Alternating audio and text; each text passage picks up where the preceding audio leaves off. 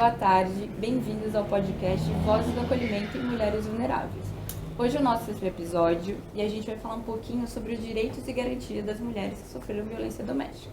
Para isso, eu conto novamente com a presença da Priscila Martins, que é a psicóloga do CRAVE, que é o Centro de Referência e Apoio à Vítima. Pri, eu queria começar perguntando quais são os tipos de violência que podem ser praticados contra as mulheres que constam na Lei Maria da Penha. Bom, obrigada mais uma vez, Mari, por essa oportunidade de falar informação de qualidade. Informação de qualidade traz confiança, empodera e liberta, né? Para a gente ser bem didática, vamos pensar novamente em 6, uma mão mais um. A Lei Maria da Penha é uma lei de 2006, é uma lei que veio para proteger as mulheres, né? É uma lei de proteção e ela fala de 5 violências principais que podem ser cometidas contra as mulheres. A violência psicológica, que dificilmente é vista, né? A gente está mais acostumado a reconhecer a violência física porque ela é mais aparente. Então, a violência psicológica perpassa, por exemplo, coisas que a gente ouviu recentemente, tortura de um animal de estimação, é uma violência psicológica, né? Um autor de violência... Quebrar objetos, ameaçar... Manipulação, então tudo isso que pode ser um pouco silencioso e vai expondo a mulher repetidas vezes a um ambiente controlado. Eu acho que tem uma questão cultural, né? Por isso que é difícil discernir. Talvez as mulheres estejam acostumadas com certos comportamentos machistas, né? Ciúmes, então seja mais difícil identificar a violência psicológica. E a gente romantiza, né? Então, fiscalizar horário, fiscalizar telefone, querer ver telefone, controlar ambiente de trabalho, controlar amizade, né? Então, tudo isso que vai cercando a liberdade da mulher, a gente pode encontrar na violência psicológica. Na lei é um rol bem extenso, né? Perseguição, ridicularização, exploração. Então, pode ser encaixado em vários aspectos aqui, em várias condutas, né? Sim. Então, violência psicológica, violência moral. A violência moral é xingamentos, né? E nisso, mais uma vez, a gente tem que tomar bastante cuidado o quanto pode ser, falei de boca para fora. Falei porque estava estressado, falei porque estava cansado. Isso não justifica. Então, é uma desqualificação. A gente tem que pensar na violência contra a mulher numa relação desigual, né? Numa relação de superioridade, em que um acha que pode e a outra está subordinada, a outra tem que ouvir, que é menos. Então, xingamentos, principalmente, né? Informação, né? Falar de roupa, né? Então, a violência moral. Seria difamação, para ficar mais claro, falar de você para outras pessoas, que você, sei lá, que você é uma vagabunda, que você traiu e etc. Ou chamar de louca, né? Chamar de louca. Sim, você está precisando de remédio psiquiátrico, você está precisando de ir ao médico, né? Seria a violência moral, então. Como se fosse problema, né? As pessoas têm todo o direito de ter os seus transtornos. Então, a violência moral não seria só injúria, só o xingamento para ela, mas também para o meio que ela vive, né? Para a família, para os amigos, né? No trabalho dela. Sim. Não acredita nela, ela não tá legal, né? O quanto, e mais uma vez, o quanto vai cercando e minando as relações dela também. A violência patrimonial, que pode desde destruição de objetos, né? Destruição do celular, destruição de objetos de trabalho, então um computador, alguma mochila, coisas que a mulher pode levar para o trabalho, até destruição de cartão, né? Ou mesmo utilização de cartão, né? Utilização do cartão de crédito, utilização de uma assinatura, né? Para abrir conta. Um patrimônio. Sim, né? Então, um bem da casa. Sim, isso que circula no sentido de bens daquela mulher, né? E não só bens no sentido de grandes bens, né? Mas pode ser uma mochila que é importante para aquela mulher. Dela, né? Que ela consiga se locomover, enfim. sim. Então vamos recapitular, seria violência psicológica, patrimonial, moral, a física, que essa é a mais aparente, essa que normalmente, quando a mulher faz o registro de boletim de ocorrência... Que já infelizmente chegou na física, né? Quando já chegou na física, ela vai fazer o registro do boletim de ocorrência, ela tem que fazer um exame de corpo de delito, né? Tem todo um mapeamento aí das lesões, e essa é a violência física, essa que a gente tá mais acostumado a ver, né? E infelizmente muitas cobrem, né? Cobrem com maquiagem, né? E convivem muitas vezes anos com aquela violência. Quem acaba ficando com vergonha é a mulher, né? Sim. A que sofreu a violência, que Sim. na verdade não é uma conduta vergonhosa dela. Sim. A sociedade meio que constrange. Sim.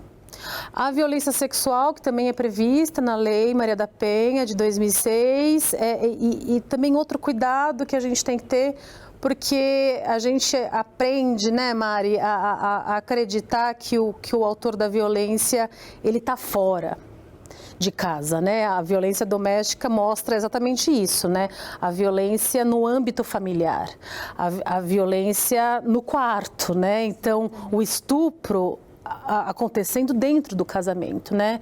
O estupro por um parceiro íntimo, né? Uma relação sexual, ela precisa ser desejada por dois. Independentemente de seja casada, namorando, você pode não querer ter relação Sim, sexual. sim. Né? É um direito seu e tem que ser respeitado. Sim.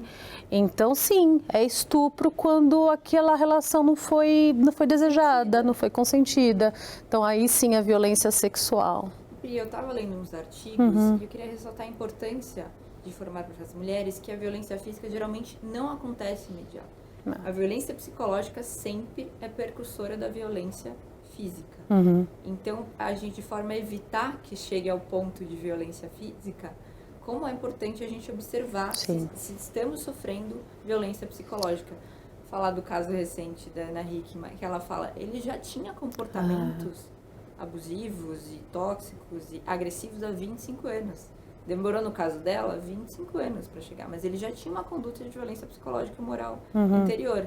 Então, como é importante a gente observar se está sofrendo violência psicológica para evitar que chegue na física. Óbvio que deve ter um caso ou outro que já seja muito rápido, mas na grande maioria a violência psicológica ela é bem latente antes de uma agressão física. Sim, né? sim. E quanto a gente talvez tenha que aprender, isso é quase uma mudança de pensamento, de forma de entendimento, de lidar com a violência. A gente toma medidas depois que o limite foi ultrapassado. Sim, a mulher sempre acha que não vai chegar, né? O quanto a gente está acostumado a reparar e não cuidar. Né? Então a gente vai numa emergência na hora que a febre já está no 39,40. Mas será que até a febre chegar no 39,40 já não tinha dado para fazer alguma coisa, né? Tão importante a mulher observar as condutas. Né? E por isso tão importante um podcast como esse para a gente, ao longo do tempo, quem sabe as futuras gerações já irem percebendo que a violência ela é multifatorial, é um fenômeno super complexo e que para ela, quando ela é vista, porque ela já está acontecendo faz tempo. E ressaltar que não só a própria mulher, mas a rede de apoio, os amigos, a família, porque em determinados casos ela realmente não consegue perceber. Sim. E quem está de fora pode alertá-la, né, convencê-la a ir para uma terapia. Sim, muito importante também a gente convidar a sociedade a participar desse debate. E além dessas 5, né, que a gente falou, a violência moral, a violência patrimonial, a violência psicológica, a sexual e a física, a gente tem falado atualmente da violência virtual, né? Então, da exposição de fotos, da exposição de comentários, né, da veiculação de vídeos sem a permissão da mulher. Muita gente, né? A questão da reputação da mulher é super importante também. E do quanto o direito vai se adaptando e em breve acho que teremos mais regulamentações. Sim, com certeza. Certo, Pri. E quais são as principais garantias concedidas às mulheres em situação de violência? É isso, né? A lei vem para proteger as mulheres, é uma lei que não é criminal e que faz com que a sociedade possa oferecer para essa mulher que está em situação de violência ou que tem um histórico de violência algumas garantias para a rotina dela. Então, por exemplo, se a mulher trabalha fora, né, ela pode ter um afastamento do trabalho por até 6 meses. Tendo um vínculo trabalhista Isso, de até 6 meses. sem perder o vínculo trabalhista, sem perder o salário dela, né, se comprovada a violência. Prioritária a remoção quando ela é servidora pública também. Sim. Então ela pode pedir remoção dessa cidade e não esperar um prazo, né, que conste em determinado lugar. Sim. Como medida de urgência, né? Outra garantia super importante para as crianças, caso essa mulher tenha filhos, é a mudança de escola, caso seja... Sim, a matrícula garantida, né? Caso ela queira mudar de endereço, porque às vezes está numa situação de segurança, né? Uma questão de querer proteger a vida, e vai mudar de território. Quando você muda de território, você muda a educação dos seus filhos, Porque né? se você não garante esse tipo de coisa, ela fica meio cerceada. Como é que eu vou fazer? Tirar meu filho da escola? Questão do emprego, né? Precisa sobreviver, é como se ela estivesse num cárcere também social, né? Tem como garantia também o atendimento prioritário da Defensoria Pública, por exemplo, e de outros órgãos do direito. A Defensoria Pública, ela não tem fila de espera para mulher vítima de violência doméstica. E pensando, né, em orientação jurídica, se essa mulher quer sair do ciclo de violência, quanta coisa ela vai ter que fazer, né? Então, não só toda essa coisa que às vezes ela precisa da saúde, às vezes ter que ir para o hospital, se ela tiver uma violência física, ou para o ML para fazer um exame de corpo de delito, mas de pensar em pensão, de pensar no próprio divórcio, né, de pensar na casa, caso eles tenham casa, né, de todas essas questões que um operador do direito vai saber fazer muito bem com essa mulher. Né? Então, assistência jurídica gratuita. Eu estava dando uma lida na lei e eu vi que se o agressor causar alguma lesão, alguma violência física, ele também tem que cobrir os custos no SUS. Sim, e também essa mulher tem direito à indenização desse homem, né? Então, além da pensão, né, tem o direito... morais? Sim, tem o direito à indenização. Bem interessante. E quando a mulher que sofreu violência chegar na delegacia, quais são as medidas que podem ser tomadas pelo delegado imediatamente? Isso antes de passar pelo juiz, em caso de urgência. E isso faz com que a gente mude também o jeito da gente pensar a polícia, né? A gente tem uma ideia da polícia de, o conflito está acontecendo agora, a emergência está acontecendo agora e vamos chamar a polícia, né? Como se a polícia fosse esse órgão que chega e aparta, e como se fosse uma coisa só corporal, né? Obviamente que tem essa coisa de contenção mesmo, a polícia militar principalmente, mas a função de um delegado para mulher vítima de violência doméstica, ao longo do tempo, tem sido cada vez mais importante e mais incisiva, né? Na proteção e na segurança e na proteção do corpo dela. Né? Porque é tudo também de forma muito rápida. Às vezes não dá tempo de chegar no judiciário, às vezes a cidade não tem fórum, né, que tem que ir para outra comarca. Então é muito importante ressaltar a necessidade do delegado, do policial, e ter certos poderes ali, né, imediato.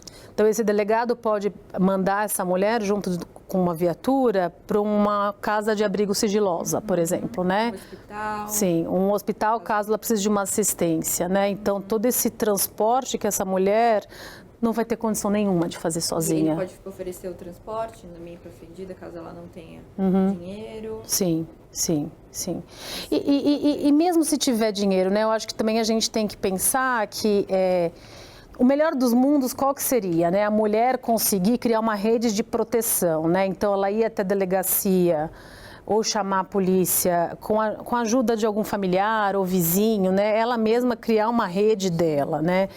É o melhor dos mundos, né? As pessoas saberem o que está acontecendo. Então, vai para um hospital acompanhada, mas caso isso não aconteça, a própria polícia pode fazer isso, né? Então, volta até a casa, porque às vezes ela tem medo, a pessoa pode estar foragido, o autor da violência pode estar foragido, né?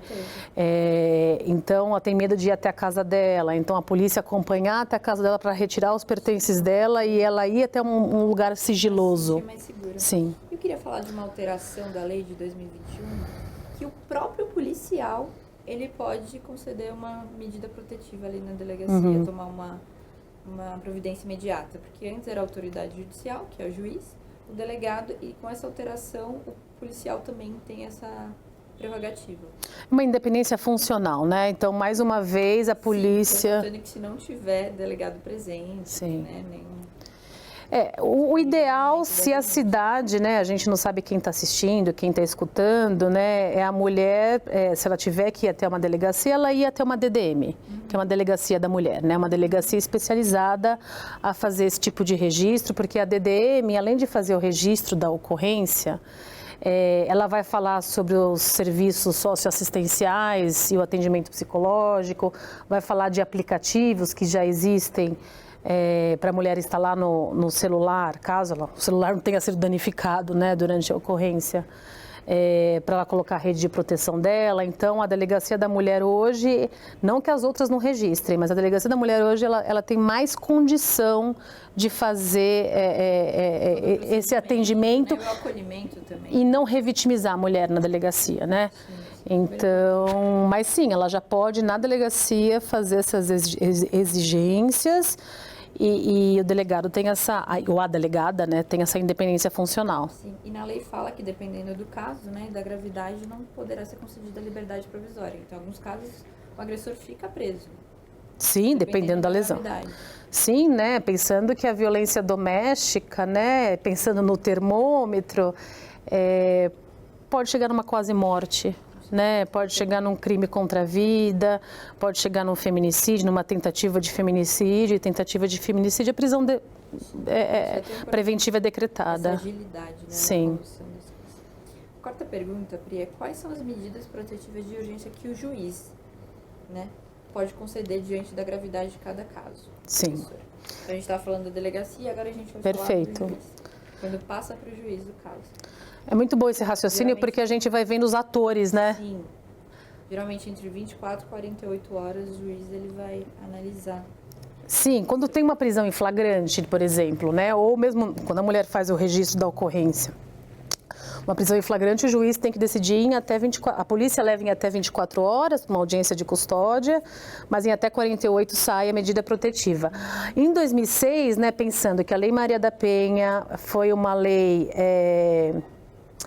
que na verdade foi a condenação do Brasil, né, por conta de uma mulher, a farmacêutica cearense, Penha, que está viva, Maria da Penha, forte, que está viva, símbolo brasileiro aí. Ela sofreu 2 tentativas de feminicídio, sobreviveu a essas 2 tentativas, mas na época...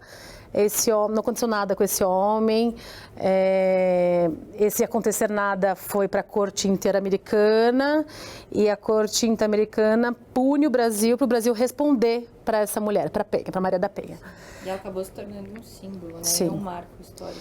E responde com uma lei de proteção, que é isso, né? Que são essas violências, considerar a violência doméstica no âmbito familiar, falar que é um fenômeno complexo, que é um fenômeno que precisa de uma ação multidisciplinar, né, que precisa de ação do psicólogo, da ação social, da ação jurídica e estabelece as medidas protetivas, né? Então, quando chega no juiz, ele pode tomar medidas como suspensão da posse e restrição de porte de arma de fogo, afastamento do lar, proibição de determinadas condutas, dentre elas a aproximação do ofendido de seus familiares, fixando o limite de distância entre eles e o agressor. Sim, normalmente eles estipulam 300 metros, né, uma distância entre a vítima e o autor. Eles não podem mais, ele não pode mais frequentar, se solto, né?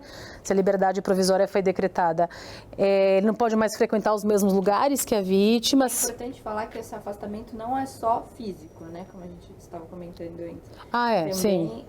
WhatsApp, redes sociais. Sim.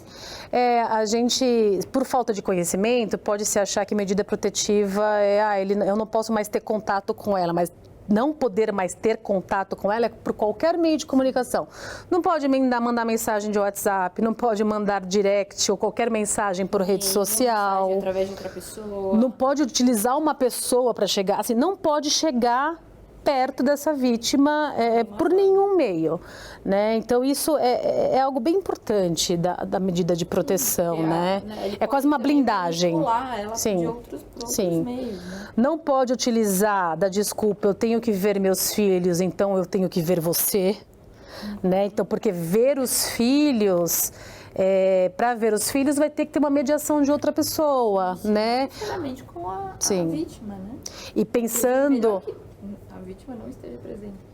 E pensando naquilo que a gente falou da assistência jurídica, né? Como é importante essa mulher, caso queira, né? E seria um dever também regulamentar as visitas, né? Um atendimento jurídico para ela saber quais são os direitos dos filhos dela também, dessas crianças. Né? Crianças e adolescentes têm direitos garantidos em lei, né? O ECA está aí. Então, e ainda mais crianças e adolescentes que estão expostos a uma situação de violência, então regulamentar a visita. Então, mas até a visita estar regulamentada, alguém precisa mediar essa visitação. Então, ele não pode utilizar a visitação como meio de se aproximar da mulher. Consta na lei, inclusive, que em alguns casos essa visita pode ser suspensa, dependendo Sim. da gravidade, Sim. né, por um determinado Sim. tempo. Sim, porque às vezes a própria criança ou adolescente estava na hora da violência, né? Ou nível de agressão, né, Sim. contenção do agressor. E aí o juiz também pode decretar a prestação de alimentos provisórios, Sim. comparecimento do agressor a programas de recuperação e reeducação. É bem Sim. interessante e necessário também, né? É necessário, eu acho que a gente precisaria de, né, quantos episódios para falar o quanto também se trata dele, né? O quanto falar da vítima é importante a vítima saber dos direitos dela, das proteções dela, mas o quanto também o autor da violência, e a gente sabe pouco, né, do que é oferecido para o autor da violência, né? Sim. Desde programas socioassistenciais, De conversas, até né? reabilitação, né? Sim, sim. E reabilitação, a gente sabe o quanto drogas, álcool e outras drogas Sim. Sim. Quais são as consequências em caso de descumprimento das medidas protetivas pelo agressor? O que acontece com ele se ele descumprir alguma das medidas? É a única coisa que criminaliza, né? Descumprir medida protetiva é crime, né? E quando ele sabe, por exemplo, ele sai de uma audiência de custódia, sabendo que tem uma medida protetiva, né? Que a vítima que tem medida protetiva e ele tem que cumprir a medida protetiva. Se ele descumpre a medida protetiva, basta mandar uma mensagem para a vítima. Se alguém falou, né, se a polícia foi notificada, porque também a autoridade policial, né, os operadores do direito precisam saber desse descumprimento de medida protetiva. É o dever da mulher avisar. Exato. Falando em deveres das mulheres. Perfeito. Porque é crime, ok, mas estão sabendo que ele está descumprindo, né? Então, descumpriu medida protetiva, vai preso. Né? Prisão preventiva. Pra ela ou contra os filhos, né? Familiares, às vezes ameaça a mãe dela, enfim. Prisão preventiva e mesmo com o processo acontecendo na vara de violência doméstica. Não importa se aconteceu a primeira audiência, se está na segunda, não importa o momento do processo. Descumpriu medida, está preso. Uma detenção de 3 meses a 2 anos, dependendo da gravidade do descumprimento. Tem um artigo aqui importante falar que na hipótese de prisão em flagrante, apenas o juiz pode conceder fiança. Então, o delegado não pode conceder fiança se o agressor for preso na hora do cometimento do crime ali em flagrante. Né? Juiz ou juíza, sim. Certo. A próxima pergunta seria, quais as novidades as novidades legislativas deste ano que envolvem mulheres que sofreram violência doméstica? Isso traz um conforto para a gente que trabalha com vítima de violência doméstica, né? O quanto mesmo... É importante, tá, né? Aumentando essas garantias, mesmo eu sendo... né? Dependendo do contexto que a gente está vivendo socialmente. Mesmo eu sendo psicóloga, assim, até porque trabalho com violência, estou trabalhando com profissionais de outras áreas o tempo todo, né? Saber que o direito é móvel, né? Que o direito está se atualizando cada vez mais, né? O quanto temos... grandes profissionais preocupados. Então, recentemente, em outubro, a gente tem da suspensão da guarda compartilhada só no risco da violência doméstica. Então, essa mulher nem precisa comprovar... Claro que tem que ter meras evidências. Sim, né? sim. Algumas evidências de risco de violência doméstica para suspender a guarda compartilhada daquela criança, né? Diante da gravidade, né, do que possa acontecer. Isso é um avanço super interessante e que traz conforto. Bem feliz também. Algo federal também que foi sancionado em outubro, eu acho que foi em uma semana de diferença ou dias de diferença, é algo que já tinha aqui em São Paulo, né? A gente está falando de São Paulo, que é um auxílio para os órfãos do feminicídio. Pensando que o feminicídio ele foi tipificado como um crime hediondo, né? É um homicídio com essa qualificadora torna a pena maior do que o homicídio. Sim, em 2015, por ser mulher. Gênero, né? Sim, então o atravessamento do gênero no crime contra a vida. Os órfãos do feminicídio tendo um auxílio mensal, né? Então a Prefeitura de São Paulo já faz essa avaliação pela Secretaria Municipal de Direitos Humanos. Isso já é algo nosso desde janeiro. Que bom que agora... Mas agora é federal. Abrangeu o Brasil inteiro. Outras cidades faziam, agora é federal, né? Então, importante, né? Desses órfãos tendo algumas garantias, pensando que... Não só perderam a mãe, mas às vezes, Sim. né, toda a estrutura financeira. Sim. Se a gente pensar quantas mulheres são mães solteiras, Sim. ou quantas mulheres são provedoras da casa. Sim. Então, muito importante. Pri, vamos ressaltar a importância do atendimento multidisciplinar nesse caso? Porque como a gente falou nesse episódio e nos outros, o crime de violência doméstica é um crime super complexo, que envolve vários fatores. Então, a gente tem atendimento jurídico, psicológico. E seria leviano da nossa parte achar que só uma área daria conta, né? Assim, várias áreas já não dão conta, né? A gente está vendo que, infelizmente, se você acessa os relatórios de Fórum de Segurança Pública, do Núcleo de Estudos da Violência da USP, do Sou da Paz, né? Grandes entidades aí que trazem relatórios e dados sobre violência doméstica, quantas notificações têm aumentado, né? O quanto a gente sabe diariamente de novos casos. Então, não dá para se combater com apenas uma área, né? Eu sempre gosto de fazer um paralelo. Sim, interdisciplinar. Sempre gosto de fazer um paralelo com a saúde, que eu acho que é algo mais próximo, né? Assim, como se fosse uma superbactéria, assim, que não vai dar para um antibiótico, né? Às vezes você precisa de periodicidade. Precisa de uma regularidade, precisa de várias medicações, né? Então não adianta só eu na minha salinha, no atendimento psicológico, com aquela mulher de forma privatizada e singular, achar que eu vou dar conta e resolver tudo, né? Eu vou precisar de outros atores. E é isso que a Lei Maria da Penha trouxe pra gente, né? Vamos enxergar essa mulher, esse fenômeno de forma multideterminada, interdisciplinar, né? É um fenômeno. A sociedade civil Perfeito. Também, a família, os amigos, ou até desconhecidos, vizinhos que presenciam, todo mundo tem que participar. A gente devolve para o coletivo, né? Um problema que é da esfera coletiva, né? Sim, é um problema cultural, né? Então a resposta tem que ser coletiva. Com certeza, faz todo sentido. E considerando a importância do tema, vamos falar também dos marcos temporais da legislação criada para a proteção das mulheres. Quais seriam eles? Ou vamos falar dos mais importantes, pelo menos? A Lei Maria da Penha, que a gente acabou de falar, né? Que foi essa condenação que o Brasil levou e acabou trazendo um alento e não resolveu, mas traz proteções importantes para a mulher. Vai se atualizando. Sim, né? vai se atualizando. É isso, né? Hoje a gente já considera violência virtual, por exemplo. E mulheres de várias classes sociais estão recorrendo, né? Não é só a mulher vulnerável, mais humilde, de todas as classes sociais. É super importante também.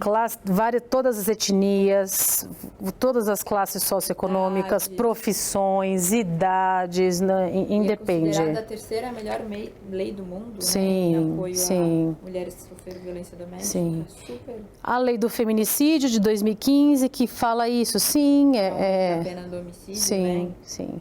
Qualifica. E vamos esperar por mais. Eu acho que a gente vai provavelmente... A gente debater, né? E mulheres que sofreram denunciarem, gerando uma representatividade para outras mulheres. Sim. Né, que elas vão ser apoiadas por todos nós. Sim. Então, eu acho que a tendência é a gente ter mais proteção, mais consciência. Com certeza, mais proteção, mais consciência, mais gente pensando em regulamentar tudo isso que acontece.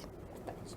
E por fim, Pri, como a gente fez nos episódios anteriores, vamos nomear de forma resumida, na verdade, os procedimentos para denúncia de violência e os locais físicos que as mulheres podem procurar. Bom, polícia, né? Na emergência, 190.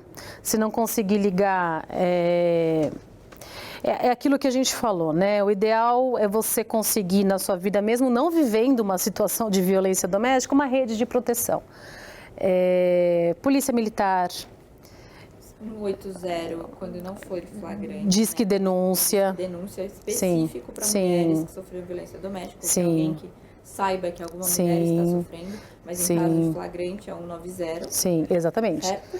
Você pode fazer o boletim eletrônico, que eu sempre gosto de ressaltar, porque eu acho muito importante. Sim. Porque algumas mulheres, infelizmente, têm vergonha de ir até a delegacia ou não podem ir. Sim. Então é super didático, vocês podem entrar na internet, colocar lá boletim eletrônico, violência doméstica, tem um manualzinho que explica como você faz a denúncia, que dados precisa. Na verdade, não precisa de dados tão específicos. Tá? Sim, não precisa da foto, né?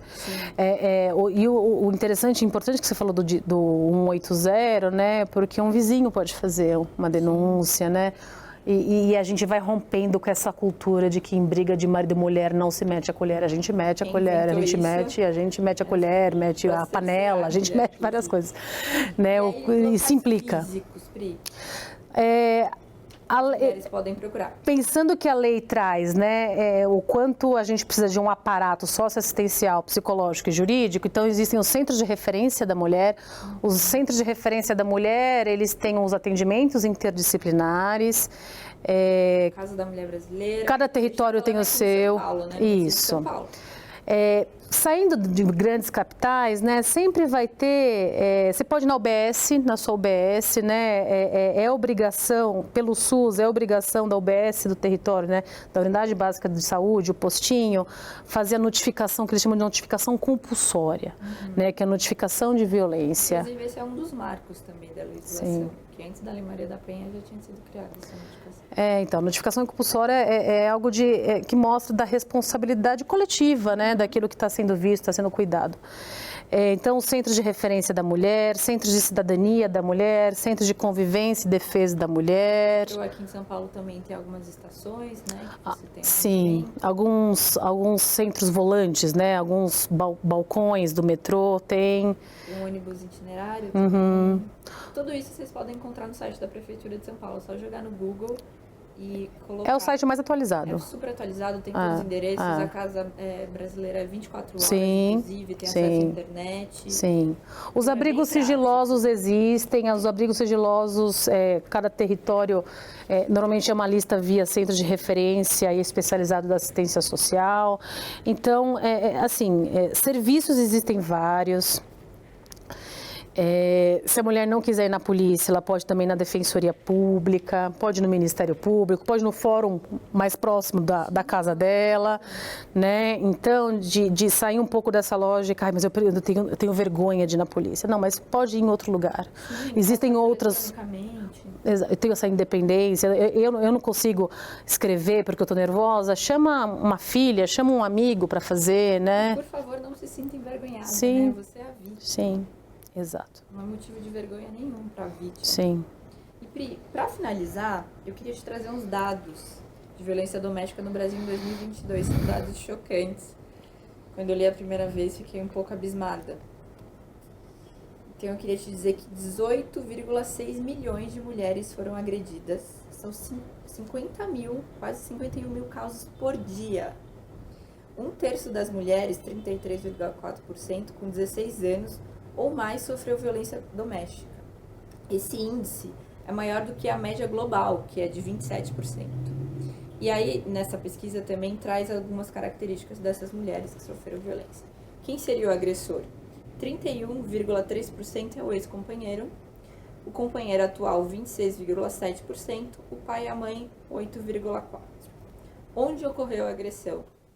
Na casa, ganha com 53,8%, na rua 17,6% e no trabalho 4,7%. Curioso que no trabalho é menos porque tem outras pessoas, né? É mais difícil. E quem são essas mulheres? E aí é chocante. Elas são negras, 65,6%, brancas 29% e indígenas 3%, amarelas 2,3%. E aí ele vai falar da idade. Entre 16 e 24 anos é o maior índice de agressão, que é 30,3%, entre 25 e 34, 22,8%, entre 35 e 44, 20,6%, entre 45 e 59, 17%, e mais 60 anos, 9,2%. E que tinham filhos, 57,4%. Metade, sim. E que esses dados mais que metade podem nos dizer? Podem nos dizer que as pessoas estão registrando, né, do Fórum de Segurança Pública, né? Para quem tem interesse, o Fórum de Segurança Pública faz relatórios semestrais, né? São dados sempre super atualizados, que a gente pode confiar, são fiéis. Eu fiquei impressionada na faixa etária. Eu fiquei pensando, será que mulheres mais velhas não denunciam menos? Ou realmente esse crime ocorre mulheres mais novas, entre 16 e 24 anos? Não tem como saber muito. Não, acho que a gente teria que fazer vários recortes, né, para análise. O que a gente sabe de mulheres mais velhas pode ter esse atravessamento de ter uma dificuldade, um envergonhamento, de já estar no histórico. Tem mulheres mais velhas, a gente vê muita violência doméstica inserida, né? De filhos, né? A gente tem lá no, assim, a gente tem do atravessamento de filhos que são usuários de drogas e acabam. Que é importante a gente falar, não necessariamente do marido. Violência doméstica. Então é o filho que tem um histórico com abuso de álcool e drogas, às vezes já está em situação de rua há muitos anos, né? E a família já vive isso há muitos anos, até o momento que ele começa a ser violento com a mãe. Então isso a gente vê bastante. Mas não, acho que a gente teria que fazer vários recortes. O que para mim... São dados chocantes. O que choca e acho que também repete em relação aos homicídios, né, é a questão da etnia. Né? A questão da etnia. Eu acho que é o dado mais frequente, né? São 65,6%. E a maioria na presença das crianças, né? A maioria tinham filhos. Sim. 57%. Então, se a maioria tinha filhos... É um problema ainda muito latente que a gente tem que olhar, né? 50 mil casos por dia. Sim.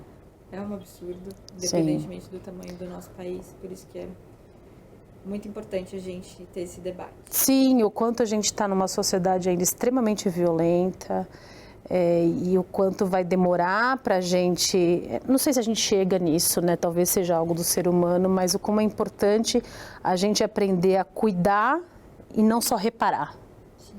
Né? Não só ficar tampando as feridas, os machucados. E acreditar na vítima, né? Não ficar julgando, mas ela está nisso ainda, ela está 10 anos nisso, ela está 5 anos, é a forma que ela tá, ela aprendeu. Sim, é o jeito que ela aprendeu de se vincular, ela acredita que pode mudar, sim. Vai lá e te agride, uma pessoa que você convive, que tem um afeto, isso dá uma confusão mental, né? Sim, uma ambivalência. Então é importante realmente acolher ao invés de julgar. Sim, acolher. Eu acho que essa seria, pelo menos para mim, a principal mensagem, assim, você não julgar, você acolher, dar ouvidos para a mulher e contando a história dela e ela mesma ir construindo, porque às vezes ela mesma nunca se ouviu, ela começa a te contar a história e fala, nossa, mas eu tô nisso há 3 anos, nossa, olha o que ele fez. Mulheres famosas sim, e como é importante, assim, e é isso, acontece com o famoso, com o não famoso, mas quantas mulheres devem ter assistido a famosa na televisão e falar, nossa, mas eu também vivo isso. Sim, e eu não preciso passar por isso. Sim.